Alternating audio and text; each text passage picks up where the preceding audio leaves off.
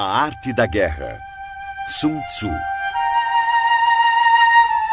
Há cerca de 2.500 anos, o general Sun Tzu escreveu este livro para dividir seus conhecimentos sobre as estratégias de guerra.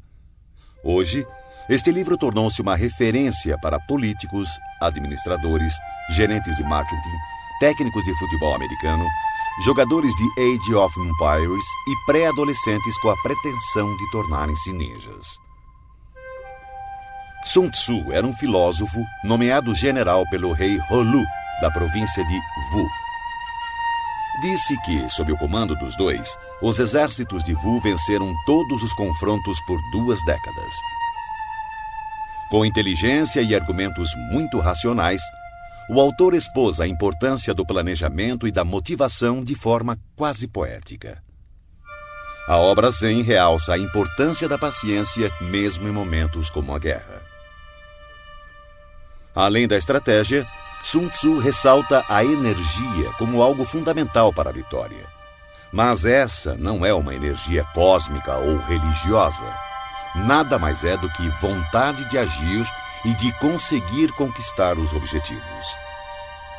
Para atingir uma meta, o autor ensina: é necessário agir em conjunto, conhecer o ambiente de ação, o obstáculo a ser vencido e, é claro, conhecer seus próprios pontos fortes e pontos fracos. Se você conhece o inimigo e conhece a si mesmo, não precisa temer o resultado de 100 batalhas. Se você se conhece, mas não conhece o inimigo, para cada vitória sofrerá também uma derrota. Se você não conhece nem o inimigo nem a si, perderá todas as batalhas. Sun Tzu.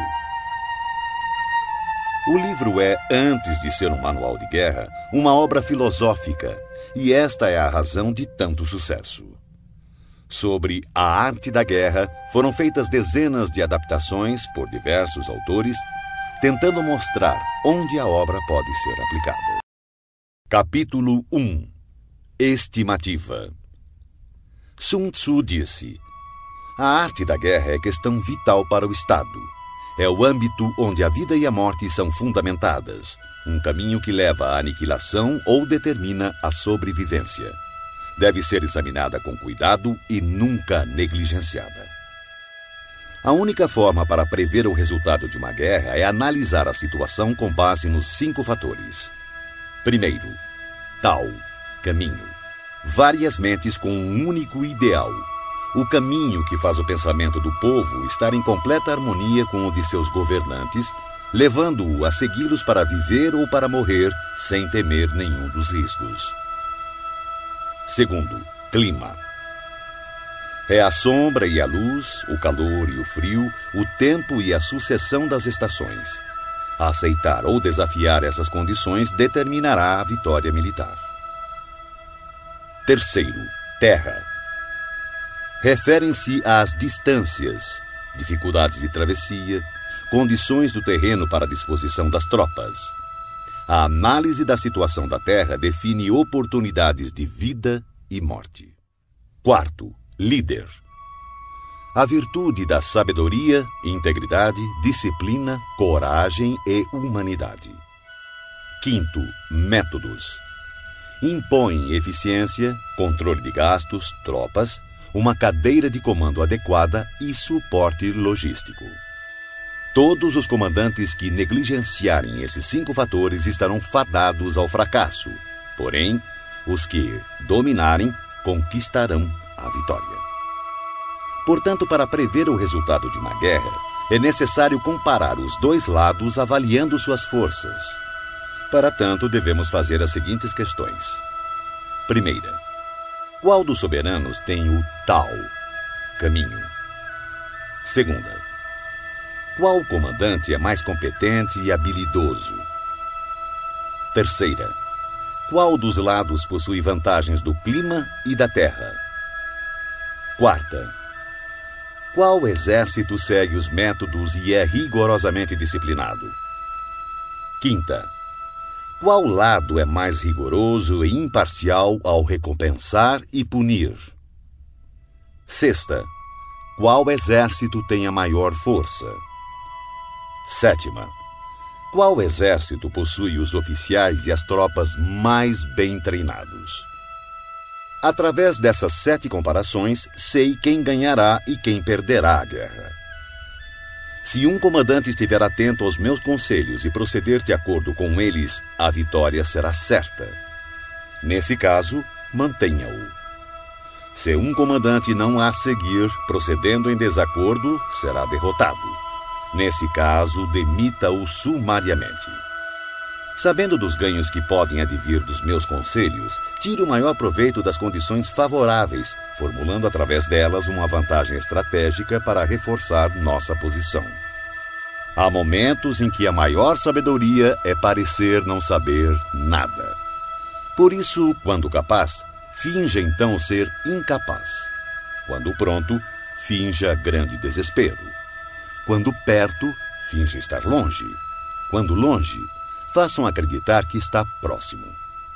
Se o inimigo procurar alguma vantagem, seduza-o com uma armadilha. Se estiver desorganizado, ataque-o e conquiste-o. Se ele for muito poderoso, prepare-se para ele. Se ele possuir forças superiores, evite-o. Se ele for orgulhoso, provoque-o. Se ele for humilde, dê forças à sua arrogância. Se ele estiver descansado, faça-o se desgastar. Se ele estiver unido, separe-o. Ataque-o onde ele se mostrar despreparado. Adote caminhos que sejam para ele totalmente inesperados. O bom estrategista, para vencer uma batalha, faz antes muitos cálculos no seu templo, pois sabe que eles são a chave que o conduzirá à vitória. É calculando e analisando que o estrategista vence previamente a guerra na simulação feita no templo. Capítulo 2. Gerenciamento da guerra. Sun Tzu disse: a arte da guerra é um exército de 1000 carros velozes, 1000 carroções cobertos de couro e 100.000 guerreiros com cotas de malha.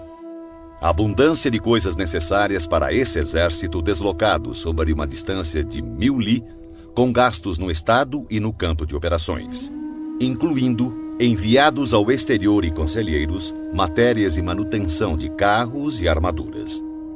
Somente quando você tiver 1000 peças de ouro para cada dia de guerra, poderá mobilizar 100.000 guerreiros. Evite batalhas duradouras, busque a vitória rápida. Se a vitória custar a chegar, suas armas se desgastarão e as tropas ficarão desmoralizadas e o entusiasmo tende a enfraquecer. Se você sitiar uma cidade, gastará forças. Se seu exército for mantido muito tempo em campo, as reservas do Estado não serão suficientes.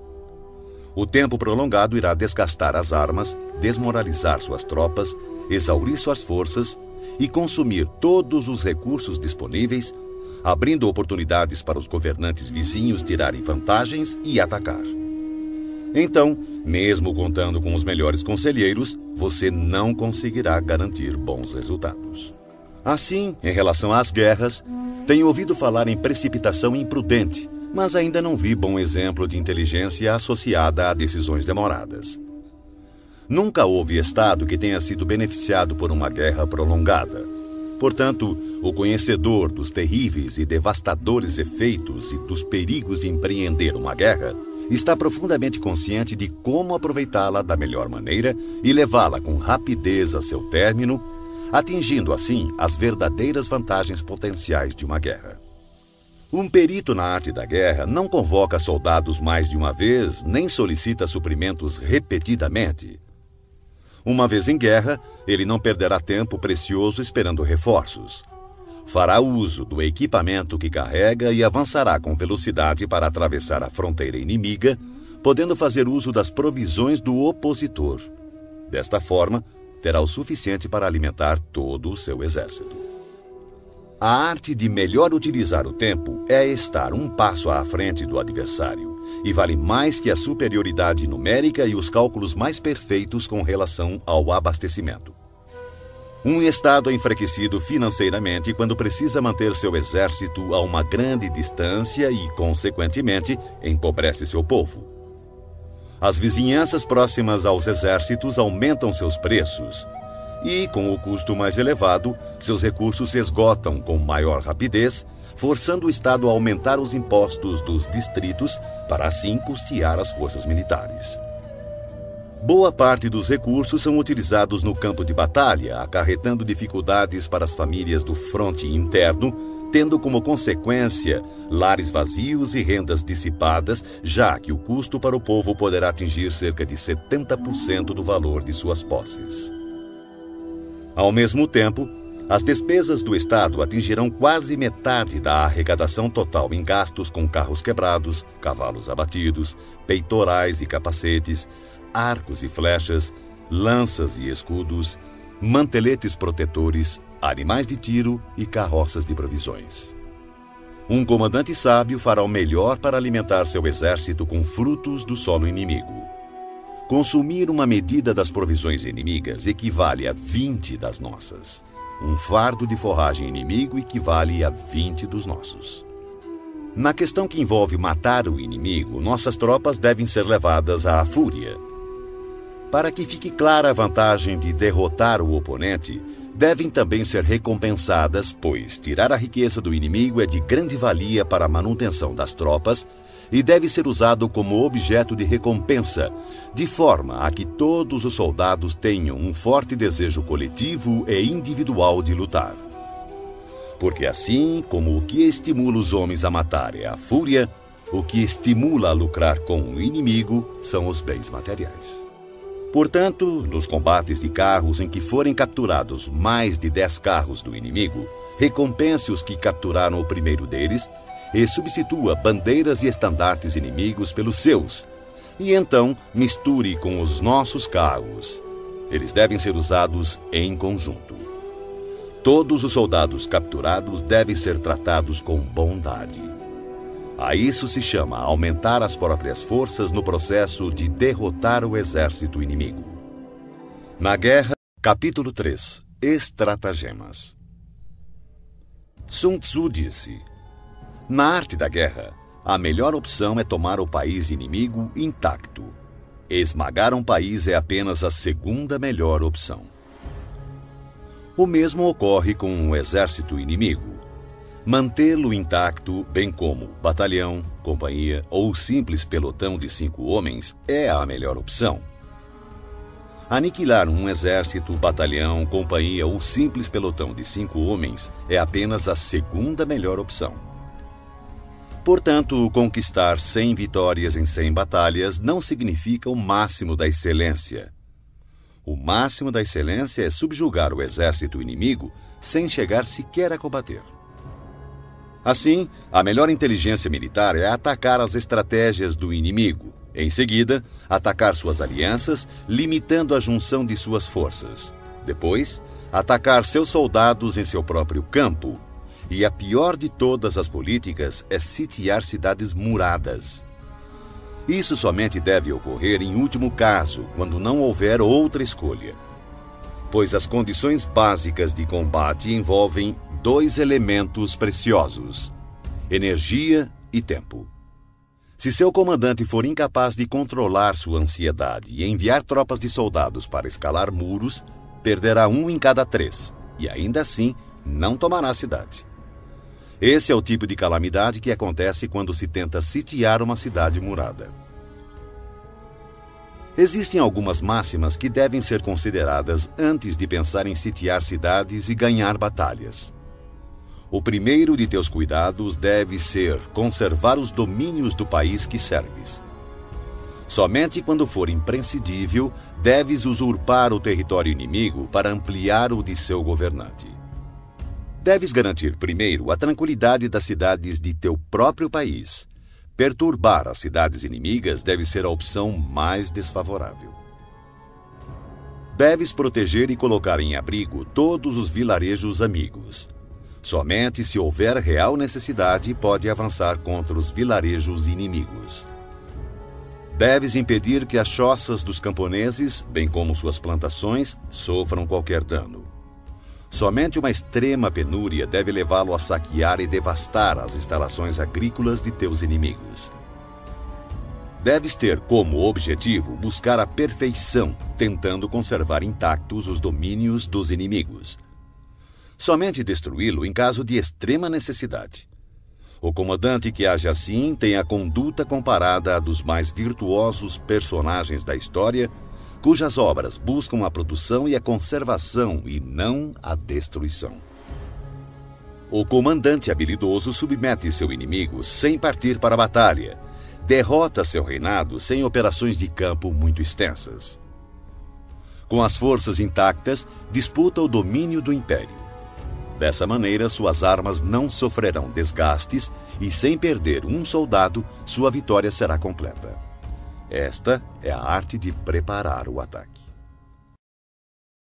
Já a arte de usar as tropas é a seguinte. Quando você tiver 10 vezes mais forças do que o inimigo, cerque-o. Quando tiver 5 vezes mais, ataque-o. Quando tiver apenas o dobro, divida-o em 2, um para atacar o inimigo pela frente e o outro para atacar pela retaguarda. Quando tiver igualdade de forças, divida a tropa do inimigo e enfrente-o. Quando for inferior em número, seja hábil para tomar a defensiva.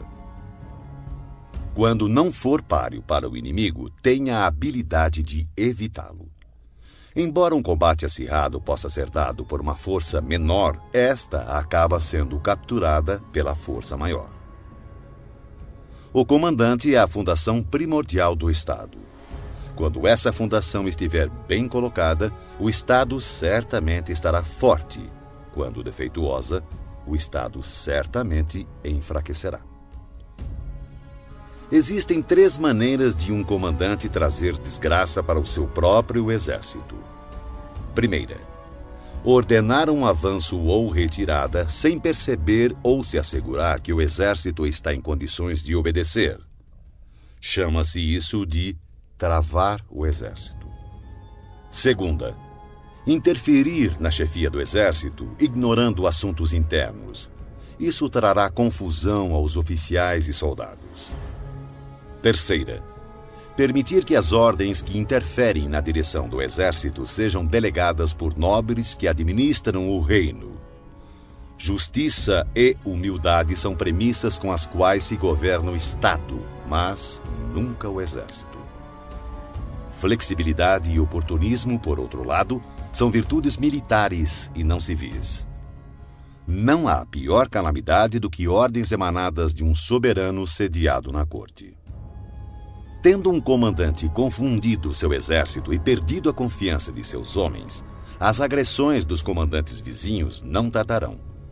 Daí a máxima: semear a desordem nas próprias fileiras é oferecer aos outros o caminho da vitória. Se um general ignorar o princípio da adaptação, não deve ser colocado em uma posição de autoridade. Um hábil empregador de homens usará o prudente, o bravo, o cobiçoso e o burro. Pois o prudente terá prazer em aplicar seu mérito. O bravo, sua coragem em ação. O cobiçoso é rápido em tirar vantagens. E o burro não teme a morte. Assim, há 5 fatores que permitem prever qual lado sairá vencedor. Primeiro, aquele que sabe quando deve ou não lutar conquistará a vitória. Segundo, aquele que compreende como lidar com a superioridade e a inferioridade numérica na disposição das tropas conquistará a vitória. Terceiro, aquele que possui superiores e subordinados unidos conquistará a vitória. Quarto, aquele que é prudente e põe em campo um exército completamente preparado contra um inimigo despreparado conquistará a vitória. Quinto, aquele que o comandante é hábil e cujos soberanos não interferem, conquistará a vitória. Sun Tzu disse: aquele que... Capítulo 4. Posições táticas. Sun Tzu disse: na antiguidade, o perito em batalha se colocava fora da possibilidade de derrota e esperava que o inimigo expusesse a sua vulnerabilidade. Garantir-nos de não ser derrotado está em nossas mãos. Porém, a oportunidade de derrotar o inimigo é dada por ele mesmo. Por isso se diz: a invencibilidade repousa na defesa, a vulnerabilidade revela-se no ataque. Manter-se e assumir posição defensiva é porque a força do inimigo é esmagadora, porém lançar-se ao ataque é porque a força do inimigo é deficiente. O especialista em defesa oculta a si mesmo no mais profundo e indecifrável canto da terra. O especialista em ataque desfere o golpe de cima das mais altas esferas do céu. Dessa forma, ele é capaz de, ao mesmo tempo, proteger a si mesmo e alcançar a vitória completa. Ver a vitória apenas quando ela está ao alcance da visão de todos não é o máximo da superioridade. O verdadeiro mérito está em planejar secretamente, deslocar-se subitamente, frustrar as intenções do exército inimigo e finalmente chegar à vitória sem o derramamento de sangue. Pois não requer muita força levantar a penugem de um coelho no outono, nem olhos penetrantes para distinguir o sol da lua, muito menos ouvidos apurados para ouvir o ronco do trovão. Os hábeis comandantes vencem a batalha depois de terem criado as condições apropriadas. Um comandante inteligente não apenas vence, ele se sobressai derrotando o inimigo com facilidade. Eles preveem todas as eventualidades, conhecem as situações do inimigo e não ignoram o que podem fazer e até onde podem ir. A vitória é uma decorrência natural desse saber. Porém, suas vitórias não lhe garantiam nem a reputação de sábio, nem o mérito do homem de valor. Pois o homem comum não dá grande credibilidade a uma vitória que foi obtida longe dos olhos da sua compreensão. Assim eram nossos ancestrais. Não acreditavam que os elogios como corajosos, heróis ou invencíveis fossem um tributo que tivessem merecido. Atribuíam, sim, seu sucesso ao cuidado extremo que tinham em evitar o menor deslize. O comandante inteligente vence as batalhas evitando cometer erros. É isso que garante a vitória completa, pois significa conquistar um inimigo já derrotado. O comandante hábil assume uma posição tal que não pode sofrer nenhuma derrota. Não negligencia nenhuma circunstância que garanta aniquilar o inimigo. Portanto, um exército vitorioso só entra na batalha depois de ter garantido a vitória, enquanto um exército derrotado só procura a vitória depois de ter entrado na luta. Um comandante vitorioso não permite que as tropas mostrem uma confiança demasiado cega, uma confiança que degenera em presunção. As tropas que sonham com a presunção da vitória são debilitadas pela preguiça. Ao contrário, aquelas que, sem pensar na vitória, exigem o combate, são tropas enrijecidas pelo trabalho, aguerridas, destinadas a vencer. Um especialista no uso de tropas constrói seus fundamentos sobre a doutrina do Tao, seguindo firmemente as normas militares. Assim, estará preparado para ser o árbitro da vitória e da derrota. Depois de uma primeira vantagem, não esmoreças nem dês às tuas tropas um repouso precipitado. Empunha a espada com a mesma rapidez de uma torrente que se precipita de um despenhadeiro. Que seu inimigo não tenha tempo sequer de perceber o que está acontecendo e somente recolher os louros da vitória quando o inimigo estiver aniquilado, dando-lhe assim condição de fazê-lo com segurança e tranquilidade. A arte da guerra está baseada em 5 fatores estratégicos: os cálculos, as quantidades, a logística, a balança do poder e a possibilidade de vitória. Todos esses fatores estão ligados entre si. Primeiro, os cálculos estão diretamente ligados aos tipos de terrenos. Segundo, com base nesses cálculos, estimam-se as quantidades de provisões. Terceiro, de acordo com as quantidades de provisões disponíveis, define-se a capacidade da logística. Quarto, A balança do poder está diretamente relacionada à capacidade da logística.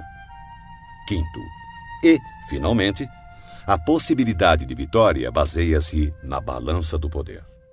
Um exército vitorioso é como o peso de 100 quilos contra outro de alguns gramas. Um exército derrotado é como apenas alguns gramas contra centenas de quilos. O exército que Capítulo 5.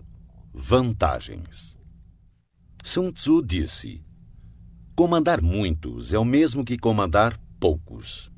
Tudo é uma questão de organização.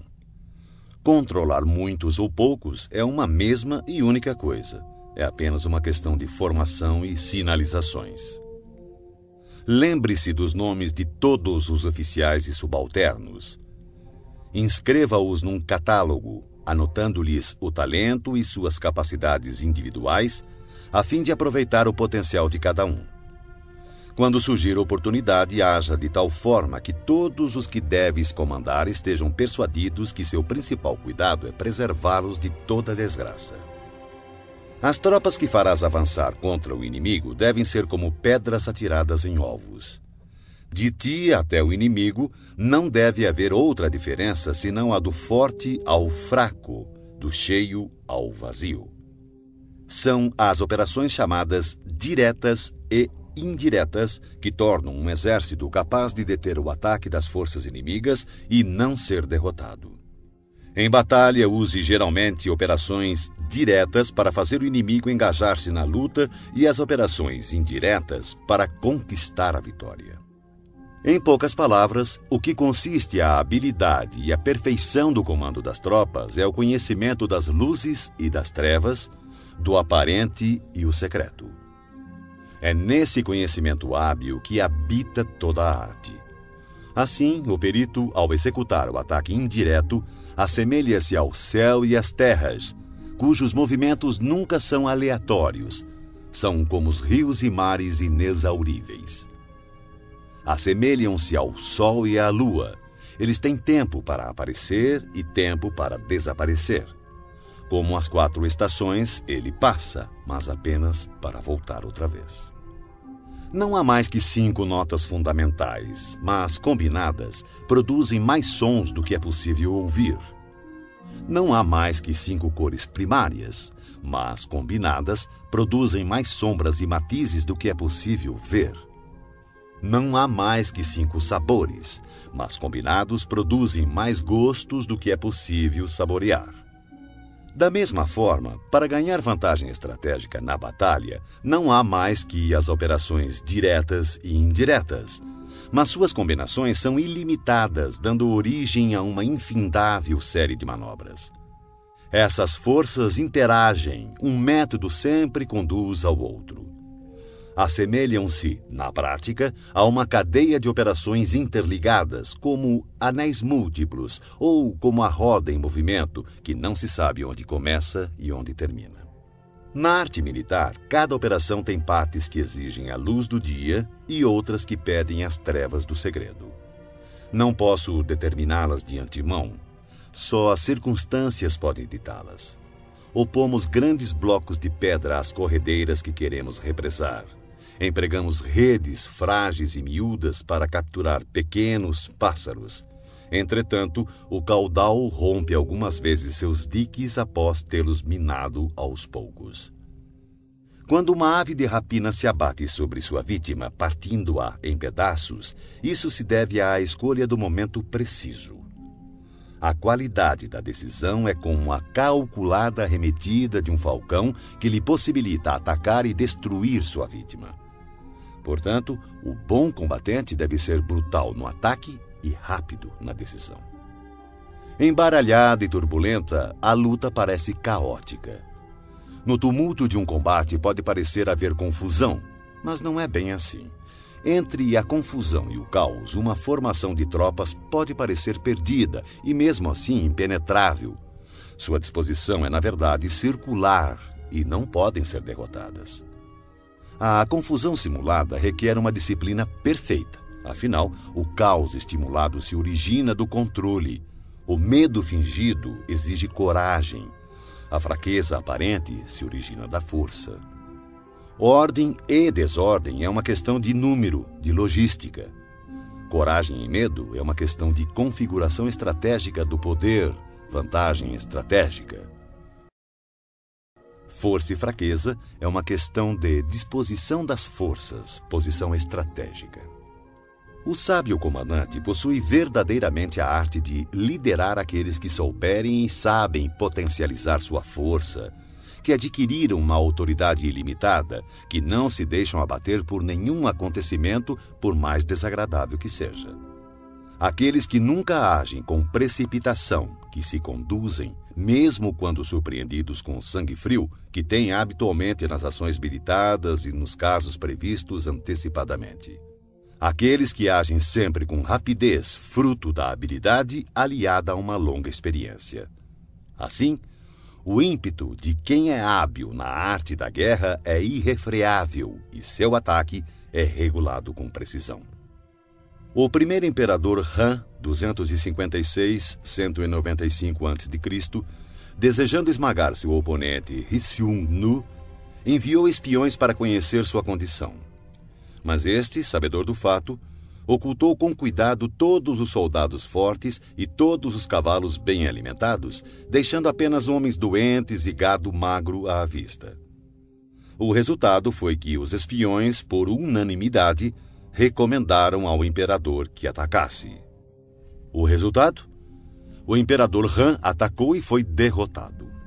Os espiões viram apenas velhice e doença.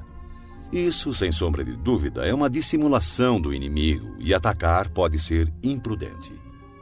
Assim, quando pretende que o inimigo se movimente, o especialista se mostra e o inimigo certamente o seguirá. Ele ilude o inimigo e este acredita. Agindo dessa maneira, manipula o inimigo e assim espera por ele, armado com toda a sua força. O especialista, quando está em batalha, procura sua vitória na vantagem estratégica, não a solicita aos seus homens. Portanto, deve ser hábil para selecionar os homens certos e explorar o avaro e o tolo, o sábio e o valente, e dar a cada um deles uma responsabilidade adequada ao seu perfil. Jamais designe tarefas a quem não for capaz de cumpri-las. Selecione e dê a cada um responsabilidades proporcionais à sua competência. Em 341 a.C., o estado Shi, em guerra com o Wei, enviou o general Sun, que disse: "O estado Shi tem a reputação de covarde, e por esse motivo nosso adversário nos despreza. Vamos virar essa circunstância a nosso favor." Consequentemente, quando o exército atravessou a fronteira do território Wei, Sun ordenou que fossem acesas 100.000 fogueiras na primeira noite, 50.000 na segunda e apenas 20.000 na terceira. O general do exército Wei, Pang Xuan, ordenou o ataque de maneira vigorosa, pensando: "Eu sabia que os soldados de Sun eram covardes. Seu número já caiu menos da metade." Na sua retirada, Sun chegou a um estreito desfiladeiro que, calculou ele, seria atacado pelos perseguidores depois do anoitecer. Lá, chegando, tirou a casca de uma árvore e escreveu: "Sob esta árvore, Pang Xuan morrerá."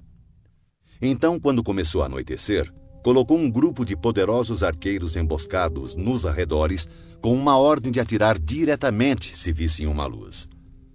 Mais tarde, Pang Xuan chegou ao local e, vendo a árvore, acendeu uma luz para ler o que estava escrito. Seu corpo imediatamente foi crivado por uma saraivada de flechas e todo o seu exército foi preso na confusão. Quem explora a vantagem estratégica envia seus homens para a batalha como se fossem troncos e pedras. A pedra e a madeira não têm movimento próprio. Uma vez que, em repouso, não mexem por si mesmos, mas seguem o movimento recebido. Se forem quadrados, mantêm-se em repouso. Se forem redondos, rolam até... Capítulo 6. Pontos fortes e pontos fracos. Sun Tzu disse: "Para conseguir que a força de seu exército seja semelhante à de uma pedra de moinho chocando-se contra um ovo, utilize a ciência dos pontos fracos e pontos fortes. Em geral, o exército que primeiro ocupa o campo de batalha para esperar o inimigo estará descansado para o combate. Aquele que chega mais tarde e se precipita para entrar na batalha estará exausto. Assim, o perito em batalhas move o inimigo em vez de ser movido por ele. Para conseguir atrair o inimigo espontaneamente, ofereça-lhe alguma vantagem. Se desejar impedi-lo, é questão de obstruí-lo. Um grande general não é arrastado ao combate, ao contrário, sabe impô-lo ao inimigo. Dessa forma, se o inimigo estiver descansando, fustigue-o. Se estiver bem abastecido de provisões, faça-o ficar faminto. Se acampado silenciosamente, force-o a mover-se atacando em posições que o inimigo deva apressar-se para defender. Marche com velocidade para lugares onde não for esperado. Um exército pode marchar por grandes distâncias sem correr riscos se o fizer por territórios onde não existe presença do inimigo.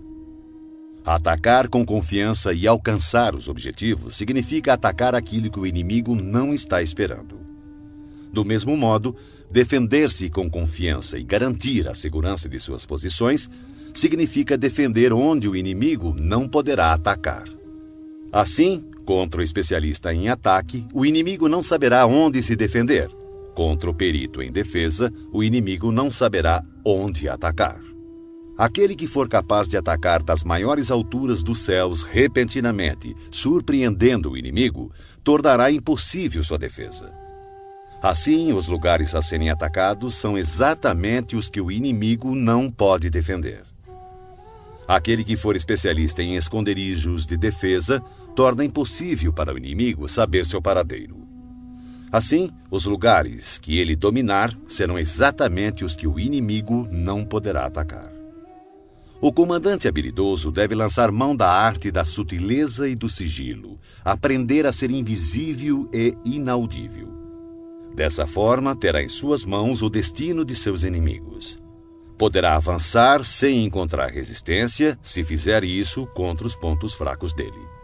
E recuar se colocando a salvo da perseguição, se seus movimentos forem mais rápidos do que de seus adversários.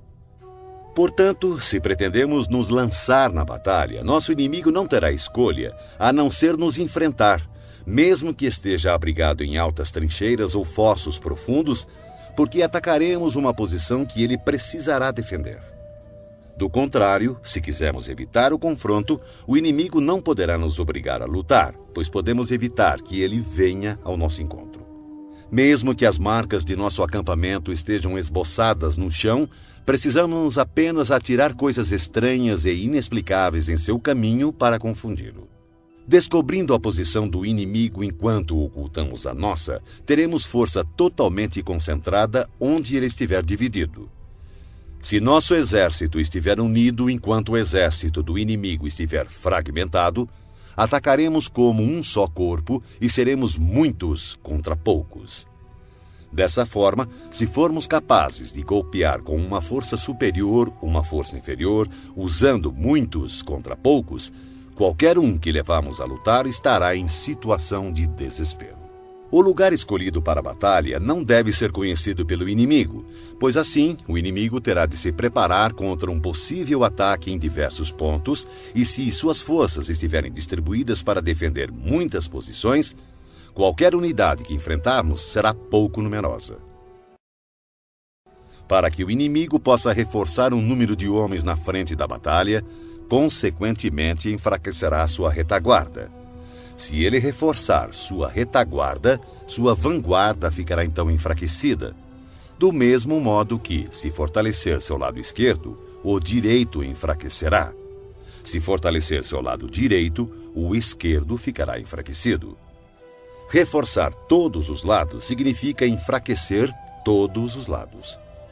A fraqueza numérica decorre da necessidade de se preparar contra possíveis ataques, a força numérica de obrigar o adversário a fazer esses preparativos contra nossos possíveis ataques. Conhecendo o local e a hora da próxima batalha, podemos nos concentrar a grandes distâncias.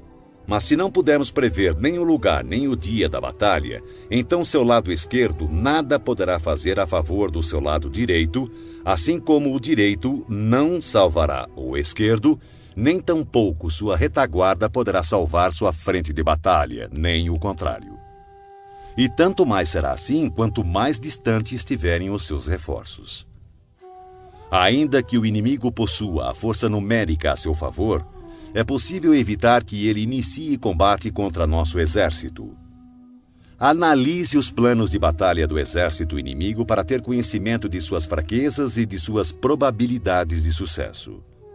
Provoque-o para que assim possa descobrir o padrão de seus movimentos. Force-o a revelar-se, de forma que venha a exibir seus pontos vulneráveis. Compare o exército adversário com o seu para poder identificar onde a força é abundante e onde possui maior deficiência. Quando estiver preparado seus arranjos táticos, oculte-os.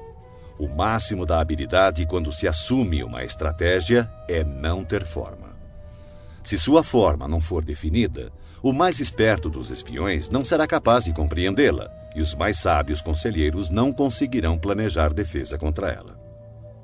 Mesmo que todos possam ver as táticas individuais empregadas para conquistar, quase ninguém consegue entender a estratégia através da qual se obtém a vitória total. O movimento das tropas deve ser comparado ao fluxo das águas, que corre do ponto alto do terreno para os pontos mais baixos. Assim, no caminho da vitória, seu exército deve evitar os pontos fortes do inimigo e procurar atacar onde ele demonstrar maior fraqueza. A água modela seu curso de acordo com a natureza do solo por onde passa, e o exército deve preparar sua vitória de acordo com o inimigo que enfrenta. Assim, a água não mantém sua forma constante. Não existem condições constantes em uma guerra. Dos 5 elementos, nenhum é predominante. Das 4 estações, nenhuma dura para sempre. Há dias curtos. Capítulo 7. Manobras.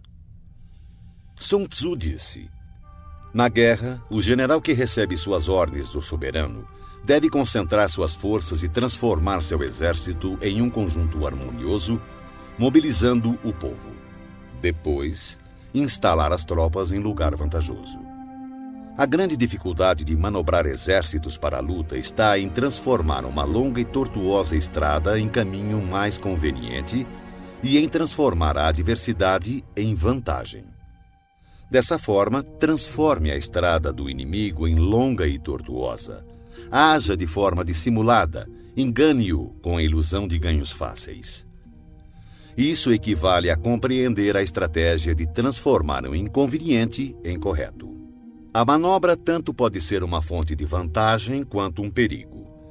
Por essa razão, se um exército tivesse que levantar acampamento e recolher suas armaduras às pressas em marcha forçada de 1000 li sem parar, em busca da conquista de uma vantagem, todos seriam feitos prisioneiros. Seus homens mais fortes estariam longe da vanguarda, os exaustos ficariam para trás e, em média, somente 1/10 das forças chegaria à meta.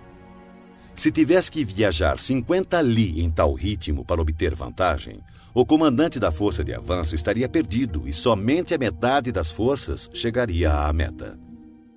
Se tivesse que viajar 30 li em tal ritmo para obter alguma vantagem, apenas 2/3 das forças chegariam à meta.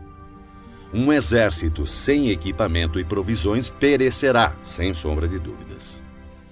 Somente mantenha alianças com os estados vizinhos depois de conhecer a fundo as intenções dos seus soberanos. E a menos que conheça a configuração de um terreno, suas montanhas, pântanos, florestas e acidentes naturais, você não deve colocar seus exércitos neles, a não ser que utilize guias locais para obter alguma vantagem. Pratique a dissimulação, recorra a manobras enganosas. Movimente-se quando estiver em posição de vantagem, faça mudanças estratégicas, dispersando ou concentrando suas forças. Quando avançar para a batalha, seja veloz como o vento, imprevisível como o trovão. Em ocasiões que deva permanecer calmo, seja como a floresta. Ao invadir e saquear, haja rápido como o fogo. Na imobilidade, seja como a montanha. Quando necessário, esconda suas intenções, seja obscuro como as trevas. Evite movimentar-se inutilmente e somente ataque quando tiver certeza da vantagem. Ao saquear e pilhar cidades, reparta sempre de maneira justa todos os despojos. Quem conhece a tática de transformar o tortuoso em direito, será vitorioso. Essa é a arte de manobrar. A maneira de dar ordens e fazer com que essas sejam cumpridas é de extrema importância para a vitória de um exército. Você encontrará no livro dos planos militares que em determinadas ocasiões a maioria dos teus homens não poderá te ver nem ouvir. Os tambores e as bandeiras devem substituir tua presença e tua voz. Assim, em combate noturno, faça uso dos tambores, e durante o dia use as bandeiras e estandartes.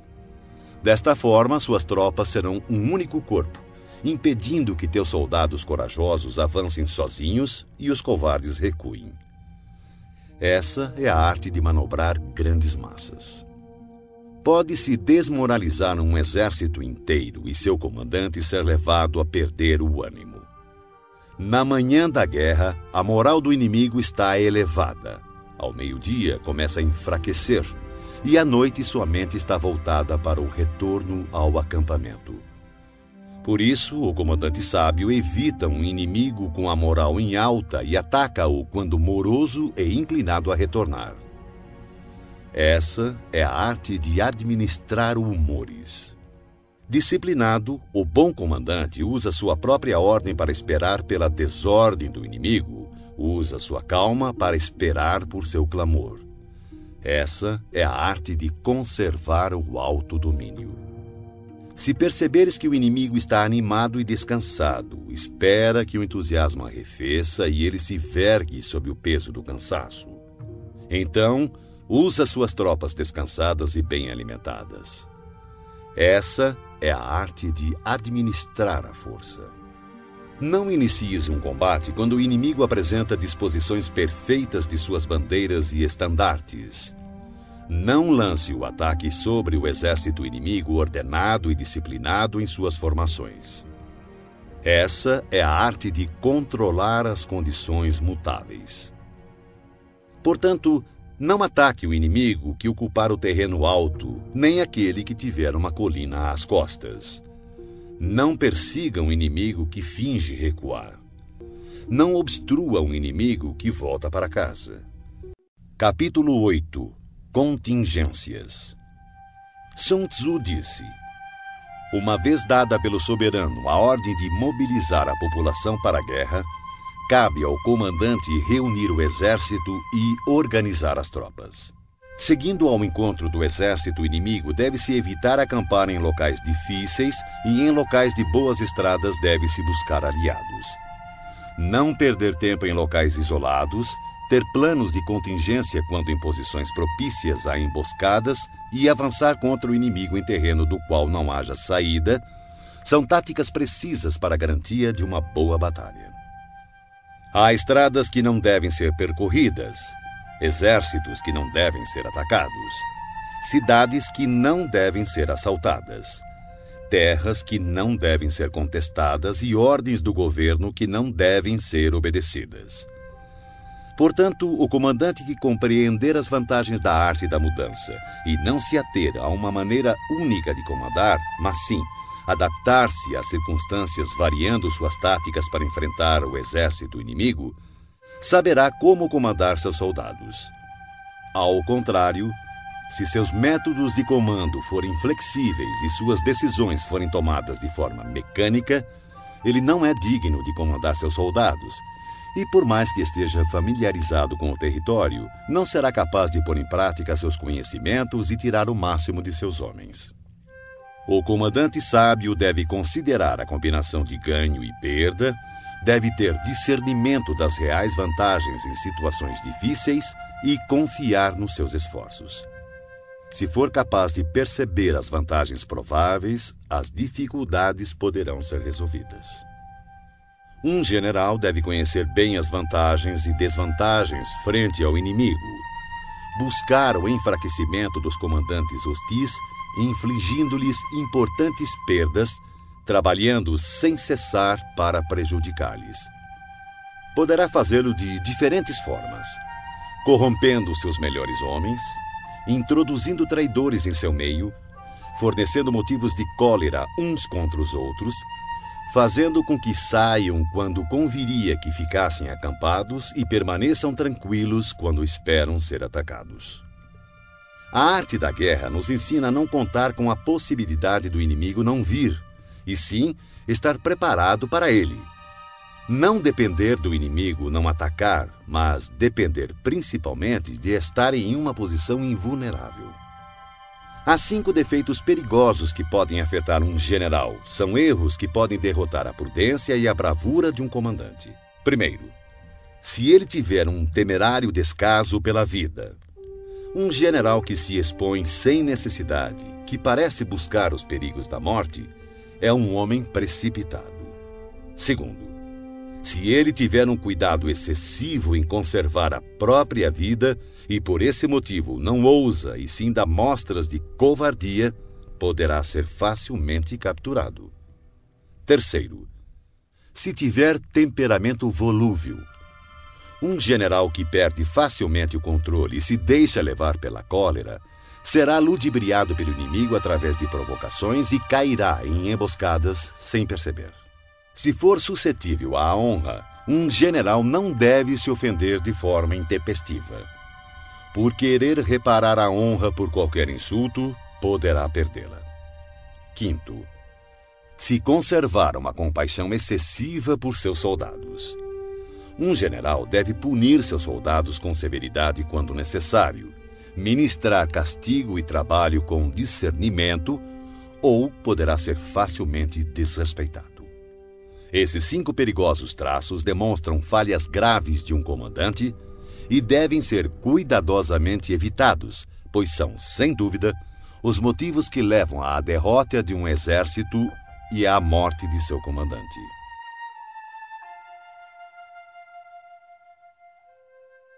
Capítulo 9. O exército em marcha. Sun Tzu disse: antes de movimentar suas tropas, se informe da posição de seu inimigo. Quando fizer seu exército marchar, atravesse rapidamente as montanhas e fique nas proximidades dos vales. Acampe sempre em terreno alto e em local ensolarado. Quando travar combate em colinas, não suba ao topo para alcançar o inimigo. Sempre que for necessário atravessar um rio, afaste-se rapidamente da margem e jamais o atravesse em presença do inimigo. Caso contrário, o inimigo esteja cruzando um rio, não vá ao seu encontro dentro da água. Espere. E só ataque quando a metade de sua tropa concluir a travessia. Desta forma, terá mais vantagem no combate.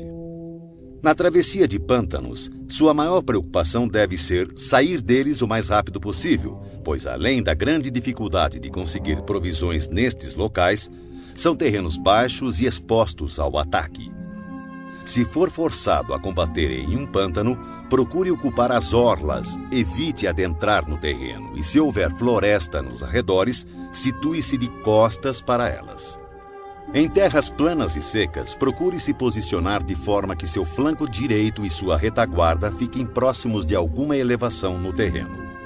A ideia é ter terras perigosas à frente e seguras atrás.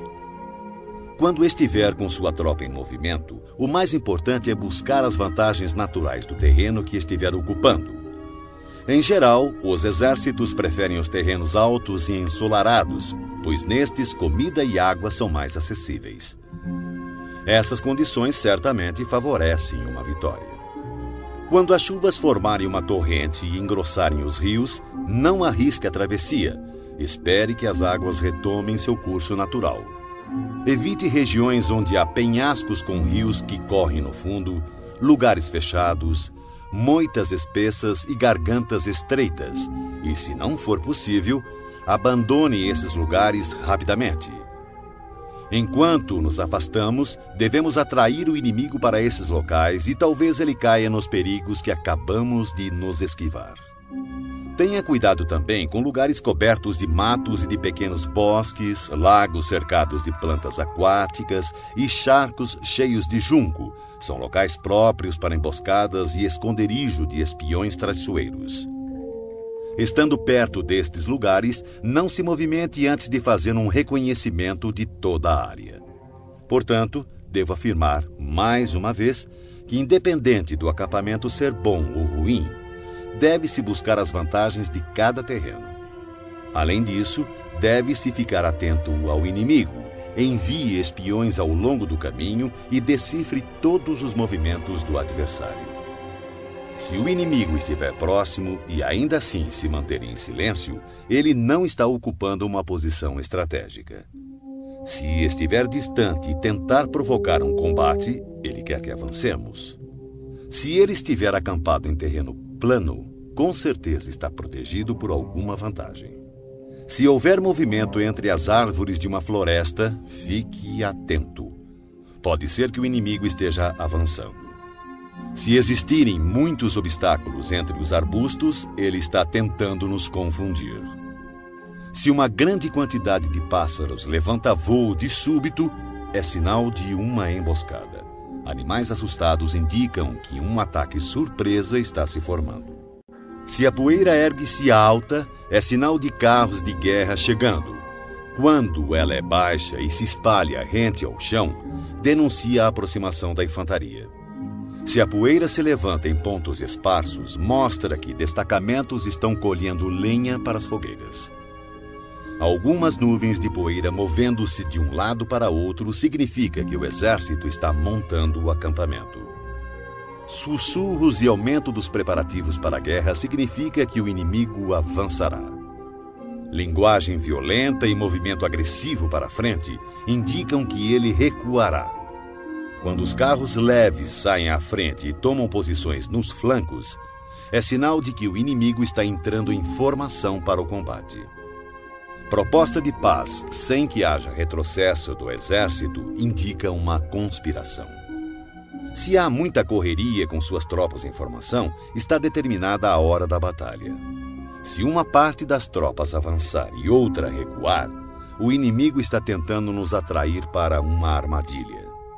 Se os soldados encontram-se curvados e apoiados em suas armas, eles estão fatigados. Se os que, mandados apanhar água, forem os primeiros a beber, significa que o exército está sedento. Se houver uma vantagem e o inimigo não avançar, ele está exausto. Se há pássaros reunidos em algum ponto, a posição está desocupada. Provavelmente o inimigo abandonou secretamente seu acampamento. Quando há gritos na noite, é sinal que o inimigo está assustado. Se há confusão no acampamento, o comandante tem pouca autoridade. Se suas bandeiras e estandartes mudam constantemente de lugar, o inimigo está em desordem.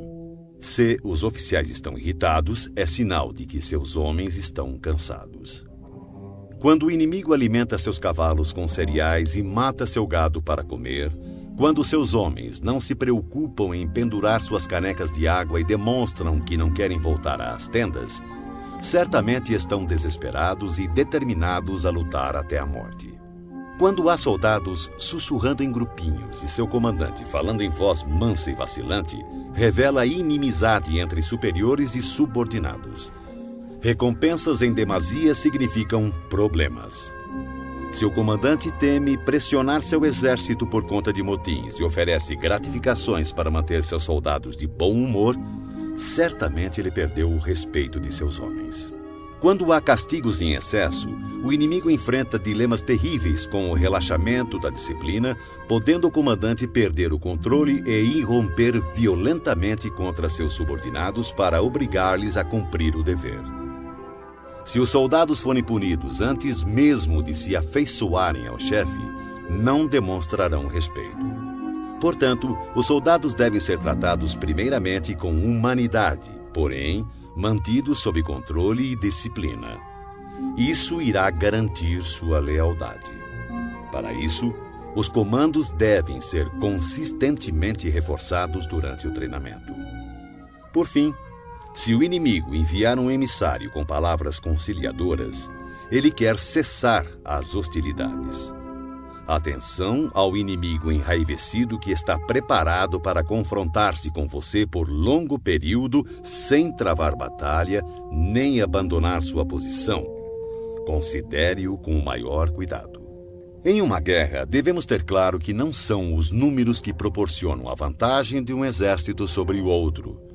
Capítulo 10. O terreno. Sun Tzu disse: a superfície da terra apresenta uma infinidade de lugares. Deves fugir de alguns e buscar outros. Todavia, deves conhecer bem todos eles. Os tipos de terrenos incluem o acessível, o complicado, o indeciso, o estreito, o acidentado e o distante. O primeiro terreno citado, o acessível, é aquele em que ambos os exércitos podem se aproximar livremente. Portanto, levará vantagem aquele que primeiro ocupar um nível mais alto do lado ensolarado e ter estabelecido linhas de abastecimento adequadas. O terreno que permite o avanço e dificulta a retirada é o mais complicado. De uma posição dessas, se atacarmos o inimigo quando ele não estiver devidamente preparado, poderemos derrotá-lo. Porém, se ele estiver preparado e não conseguirmos derrotá-lo, seremos pressionados a bater em retirada, então teremos grandes problemas. O terreno indeciso é aquele que oferece desvantagens tanto para o nosso lado quanto para o lado do inimigo. Neste terreno, mesmo que o inimigo tente nos atrair, é prudente abandonar a posição e recuar, atraindo por sua vez o inimigo.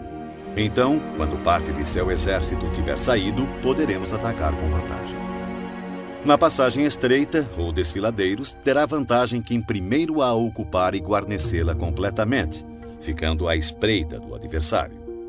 Se o inimigo estiver com essa vantagem, não devemos seguir atrás dele.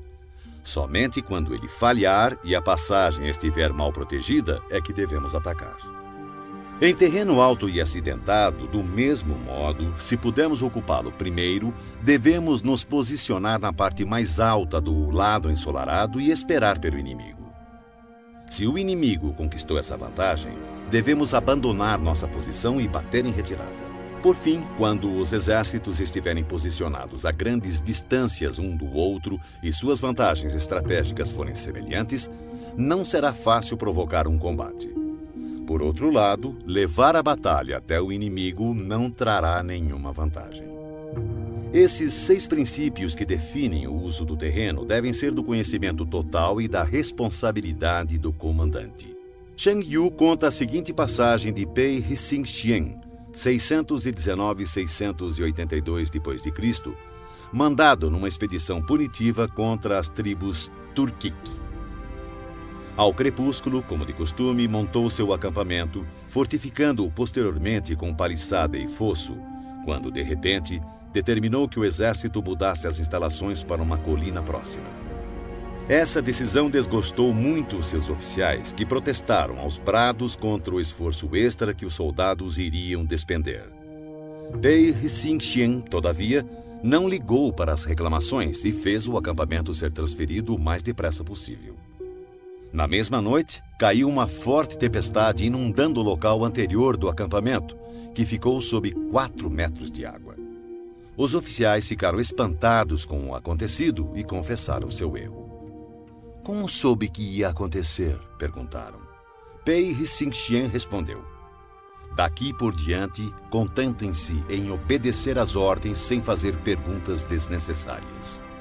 Durante uma guerra, um exército pode ficar exposto a situações de calamidade que não são decorrentes de causas naturais, mas sim são decorrentes de erros cometidos por seu comandante.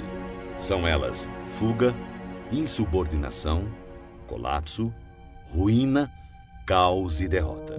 Nos casos em que as vantagens estratégicas de ambos os lados forem praticamente as mesmas, atacar o inimigo que tem um exército 10 vezes maior que o nosso poderá resultar em fuga. Quando os soldados rasos são muito mais fortes que seus oficiais, o resultado é a insubordinação. Caso contrário, quando os oficiais são fortes e suas tropas são fracas, o resultado é o colapso. Se os oficiais dos batalhões forem insubordinados e tiverem o temperamento volúvel, sendo facilmente dominados pela ira e, por conta disso, levados a manobras não autorizadas de modo que o comandante não tenha conhecimento da força de suas próprias fileiras, o resultado será a ruína. Quando o comandante demonstrar fraqueza, não tiver autoridade, suas ordens não forem claras e seus oficiais e tropas forem indisciplinados, o resultado será o caos e desorganização absoluta. Se um comandante negligenciar as forças do exército inimigo e assim permitir que uma tropa enfraquecida enfrente a elite do adversário e ainda operar sem uma vanguarda de tropas de choque, o resultado será a derrota total do seu exército. São essas as 6 formas de atrair a derrota e estão em total responsabilidade do comandante. A formação natural da região e a posição estratégica de um exército são os grandes aliados em uma batalha. Mas a capacidade de avaliar o inimigo, de criar condições para se chegar à vitória e de calcular astutamente as dificuldades, perigos e distâncias constitui o teste de um grande comandante. Quem conhecer esses fatores e os colocar em prática de forma adequada será vitorioso. Aquele que lutar sem isso, certamente será derrotado. Desta forma, se tiver certeza que o caminho da batalha garante a vitória, então você deve lutar, mesmo contra a decisão de seu soberano. Mas, se o caminho da batalha não assegura a vitória, então não deve lutar, mesmo com ordem do seu governante. O comandante que segue para a guerra sem ter como prioridade fama pessoal e recua sem temer o descrédito, aquele cuja preocupação for proteger seu povo e prestar um bom serviço ao seu soberano, é um tesouro nacional. Se o comandante trata seus soldados como se fossem seus filhos, por recompensa eles o seguirão até os vales mais profundos e o defenderão com a própria morte. Porém, se o comandante for generoso, mas incapaz de fazer valer sua autoridade, seus soldados serão como crianças mimadas e ficarão inúteis. Se soubermos que nossas tropas estão prontas para atacar, mas ignorarmos que o inimigo não está vulnerável, chegaremos apenas a meio caminho da vitória. Saber que o inimigo está vulnerável, mas ignorar se nossas tropas podem atacar para vencer, reduzem à metade nossas chances de vitória. Saber que o inimigo está vulnerável e que nossas tropas estão prontas para atacar e vencer, e ainda assim ignorarmos que o terreno não nos favorece, novamente reduz nossas chances de vitória.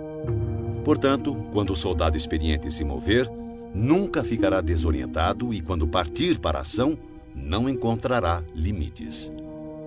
Por isso se diz: se você conhece o inimigo e a si mesmo, a vitória não estará em risco. Se você conhece o terreno e as condições naturais, a vitória poderá ser completa. Sun Tzu disse: a arte da guerra reconhece 9 situações de acordo com a variação dos terrenos. O dispersivo, o fácil, o controverso, o aberto, o de estradas cruzadas, o terreno crítico, o difícil, o vulnerável a emboscadas e o mortífero. Quando um comandante está lutando perto de suas próprias fronteiras, este é um terreno dispersivo, porque estando os soldados perto de suas casas e ansiosos para reverem suas famílias, ficam esperando a primeira oportunidade dada por um combate para espalhar-se por todos os lados. Quando as tropas penetrarem apenas um pouco no território do inimigo, chamamos de terreno fácil, porque, embora terreno hostil, não está a grande distância e será fácil retroceder na primeira oportunidade. A região que não oferece muitas vantagens para ambos os lados é chamada de terreno controverso. São terrenos-chave e devem ser disputados. A região ou território onde ambos os lados têm total liberdade de movimentação é chamada de terreno aberto, locais que comunicam-se com o exército inimigo e com as zonas de retirada. Terrenos de estradas cruzadas são territórios que fazem fronteiras com muitos estados, portanto possuem cruzamentos estrategicamente vitais. O primeiro a atingi-lo terá a vantagem de fazer aliança com outros estados. Quando um exército tiver penetrado em território hostil, deixando para trás cidades fortificadas, este é um terreno crítico. Denominamos terreno difícil toda a região trabalhosa de atravessar, sejam florestas, montanhas, pântanos, desertos ou precipícios. Regiões pelas quais o acesso só é possível através de estreitos desfiladeiros, de forma que uma pequena quantidade de inimigos é suficiente para atacar nossa força principal, são considerados terrenos vulneráveis a emboscadas ou ataques. Enfim, terrenos mortíferos ou sem saída são locais de perigo constante, onde devemos combater com toda a nossa força para sobrevivermos. Assim, em terreno dispersivo, não lute. Em terreno fácil, não pare. Em terreno controverso, não ataque. Em terreno aberto, não tente barrar o inimigo. Em terreno de estradas cruzadas, faça alianças. Em terreno crítico, saqueie os recursos do inimigo. Em terreno difícil, marche sem parar. Em terrenos propícios a emboscadas, elabore planos de contingências e, em terrenos sem saída, lute. Os que foram no passado considerados grandes comandantes tinham como objetivo impedir que a frente e a retaguarda do inimigo pudessem socorrer uma a outra, impedir a cooperação entre suas divisões, impedir que os oficiais e soldados pudessem auxiliar uns aos outros, impedir a comunicação entre superiores e subordinados e impedir, inclusive, que as forças dispersas do inimigo pudessem se reunir.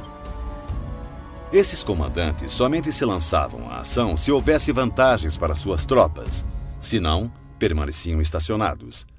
Se lhe perguntassem como agir no caso de haver um adversário em grande número e com uma estrita disciplina pronto para atacar, ele com certeza responderia: apodere-se de algo que ele não pode se dar ao luxo de perder. Ele ficará em suas mãos. A velocidade é a essência da guerra. Aproveite a falta de preparação do adversário, avance por caminhos onde não é esperado e ataque locais desprotegidos. O exército invasor deve estar atento e observar os seguintes métodos. Quanto mais profundo penetrar em território inimigo, maior deverá ser a solidariedade entre os soldados. Dessa forma, os defensores não levarão a melhor. Saqueie os campos férteis do inimigo para suprir suas tropas de alimentos. Cuide do bem-estar de seus homens e não os sobrecarregue. Mantenha seu exército sempre em movimento. Coloque suas tropas em situações sem saída. Seus homens preferirão morrer a fugir. Uma vez lutando desta forma, darão o máximo de si e não terão medo, mesmo se caírem no mais desesperado cerco. Se não houver onde se refugiarem, todos continuarão firmes. Assim, sem precisar ser mandados, seus homens estarão em constante alerta, cumprirão seus deveres e serão fiéis e disciplinados. Portanto, no dia em que esses homens forem ordenados a partir para o combate, talvez chorem, porém não por medo, mas porque todos estão dispostos a vencer ou morrer. Em 73 d.C., quando Pan Shao chegou a Shan Quang, rei do país, recebeu-o a princípio com grande polidez e respeito. Mas, logo após, seu comportamento sofreu uma mudança súbita e ele tornou-se descuidado e indiferente. Pan Shao comentou com seus oficiais: repararam que os modos educados de Quang sumiram? Só pode significar que chegaram mensagens dos bárbaros do norte e que Quang ficou indeciso, sem saber de que lado se põe. Certamente é esse o motivo. O homem inteligente pode perceber as coisas antes delas acontecerem. Chamou imediatamente um dos nativos que fora posto ao seu serviço e preparou-lhe uma armadilha. O homem acabou revelando tudo. Pan Shao convocou uma reunião geral de seus oficiais e começou bebendo com eles. Quando o vinho lhes havia subido ligeiramente à cabeça, testou mantê-los mais excitados, falando-lhes assim: senhores, estamos no interior de uma região isolada, ansiosos por obter riquezas e glórias através de uma grande proeza. Ora, acontece que um embaixador do Riciúnu chegou a este reino há apenas alguns dias, e o resultado foi que o trato respeitoso que nos foi dado pelo nosso anfitrião real desapareceu. Se esse enviado dominá-lo, tomar nossa força e levar-nos para Risium-Nu, nossos ossos serão pasto dos lobos do deserto. Que faremos?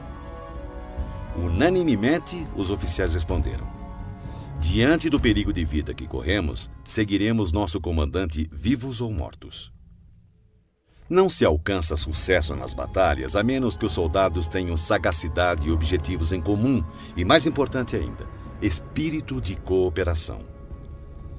A causa primária pela qual deve-se conduzir um exército é estabelecer um padrão unificado de coragem.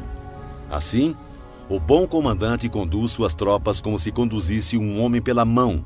Dessa forma, essa pessoa não pode deixar de segui-lo. Um grande comandante deve ser calado, assegurando o sigilo. Deve ser justo e honesto, mantendo a ordem. Deve manter o povo na ignorância quanto aos seus planos. Alterando seus planos, ele mantém o inimigo no escuro. Mudando seu acampamento, evita que o inimigo preveja seu objetivo. No momento crítico, age como se, após subir uma grande altura, joga-se a escada fora, leva seu exército para o interior do território inimigo. Ao invadir um terreno hostil, a regra geral é que penetrar profundamente no território do exército inimigo dá coesão. E se a invasão for superficial, mais facilmente seus homens se dispersarão. Quando sair de seu próprio terreno e levar suas tropas além de suas fronteiras, você estará em terreno isolado. Quando estiver vulnerável por todos os lados, você estará em um terreno de estradas cruzadas. Quando à sua frente houver um estreito desfiladeiro, você estará em um território propício a emboscadas. Quando estiver sem saída, você estará em um terreno mortífero. Portanto, em terreno disperso, deve unir suas tropas. Em terreno fácil, mantenha ligações estreitas entre as tropas. Em terreno competitivo, deve-se acelerar a marcha. Em terreno aberto, dê mais atenção à defesa. Em cruzamento, reforce as alianças. Em terreno crítico, mantenha uma linha permanente de abastecimento. Em terreno difícil, continue sempre avançando. Em terreno vulnerável, bloqueie as passagens de acesso. E, finalmente, em terreno mortífero, lute até a morte. Antes de firmar aliança com estados vizinhos, procure conhecer as intenções de seus soberanos.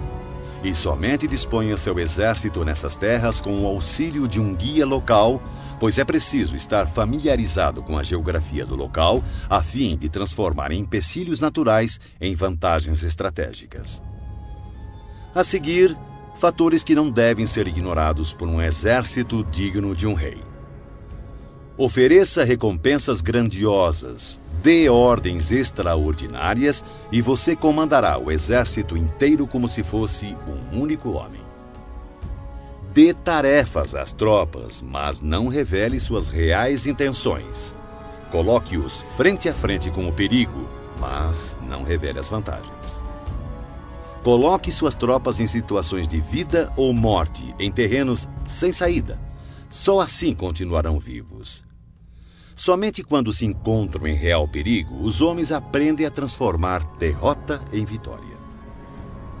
O sucesso da guerra está em estudar cuidadosamente as intenções do inimigo. Se ele mostra inclinação para avançar, atraia-o. Se deseja recuar, deixe que ele leve adiante sua intenção. No dia em que for feita a declaração de guerra, bloqueie todas as passagens, destrua os registros oficiais e proíba qualquer contato com emissários do inimigo. Reveja todos os seus planos com urgência e rigor e finalize sua estratégia. Se o inimigo mostrar alguma vulnerabilidade, avance sobre ele. Conquiste algo que seja de grande importância para seu adversário e não permita que ele saiba qual será o momento de seu ataque. Siga a estratégia determinada, mas procure se adaptar aos movimentos do exército inimigo para garantir o resultado da batalha. A princípio, procure exibir a timidez de uma modesta e humilde donzela, e então o inimigo abrirá suas portas. Depois, imite a velocidade de uma lebre apressada e será tarde demais para que o exército inimigo possa mostrar alguma reação ou oposição.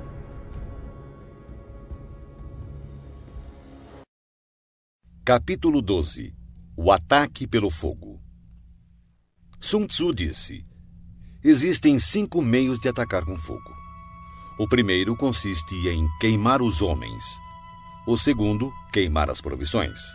O terceiro, queimar transportes e equipamentos.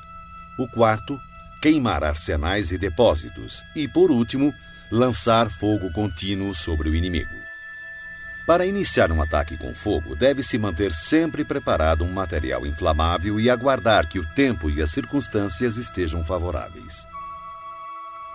Deve-se observar que a época mais adequada para o uso do fogo são os períodos quentes e secos. Há ainda os dias mais propícios para o alastramento das chamas, são aqueles em que a lua estiver passando pelas constelações da cesta dos ventos, do muro, das asas e da plataforma do carro, pois estas constelações determinam dias ventosos. No ataque com fogo, deve-se estar preparado para variar a maneira de agir de acordo com as mudanças de situação, que podem ser 5. Primeira, quando o fogo invadir o acampamento do inimigo, deve-se esperar uma reação imediata. No entanto, se as tropas inimigas permanecerem em silêncio mesmo com o lavrar do fogo, contenha seu ímpeto e não ataque. Segunda, se logo após ateares fogo observar que as chamas ganham altura e, se puder atravessá-las, ataque e não dê ao inimigo a chance de apagá-las. Se não puder atravessar as chamas, permaneça onde está. Terceira, se for possível iniciar um ataque com fogo estando fora do campo inimigo, não entre em suas fronteiras, mas assegure-se de atacar no momento mais adequado. Quarta, considere sempre a direção do vento, atacando em seu favor. Jamais ataque contra o vento ou vai sofrer tanto quanto o inimigo. Quinta, se o vento soprou continuamente durante todo o dia, certamente ele cessará ao anoitecer. Tome precauções para não ser surpreendido. Todo exército bem treinado deve dominar os 5 desdobramentos relacionados ao ataque com fogo e devem ter conhecimento do movimento das estrelas para identificar os dias mais adequados para que possa iniciar esse tipo de ataque. Demonstra grande inteligência aquele que usa o poder do fogo para atacar.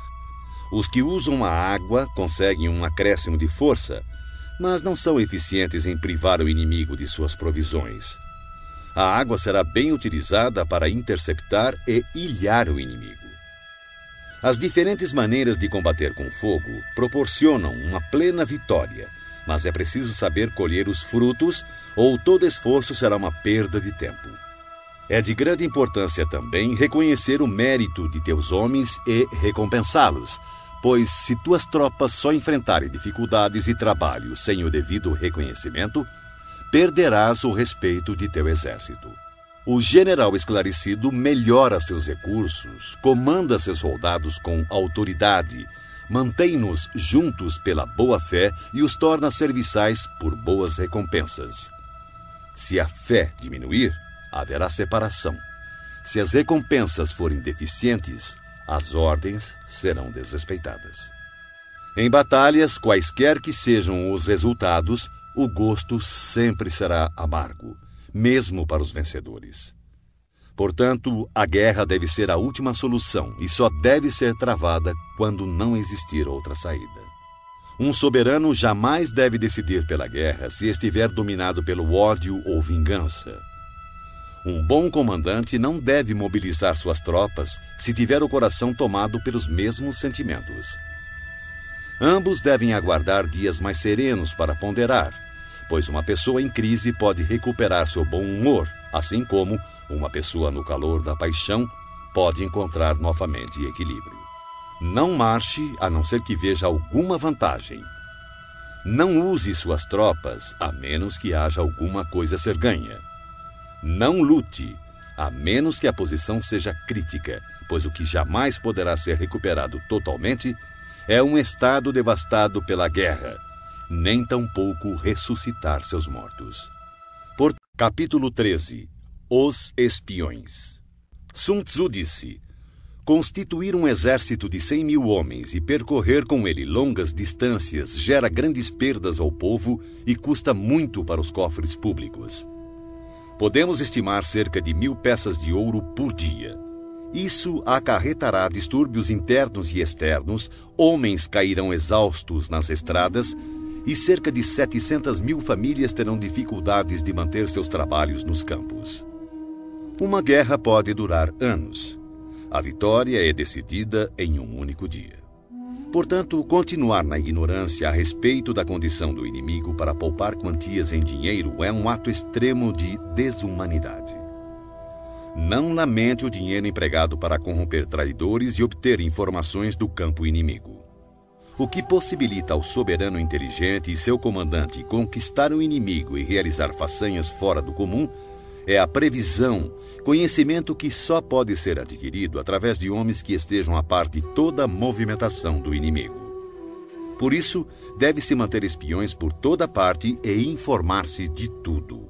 Existem 5 tipos de espiões que podem ser usados: espiões locais, agentes internos, agentes duplos, espiões dispensáveis e espiões indispensáveis.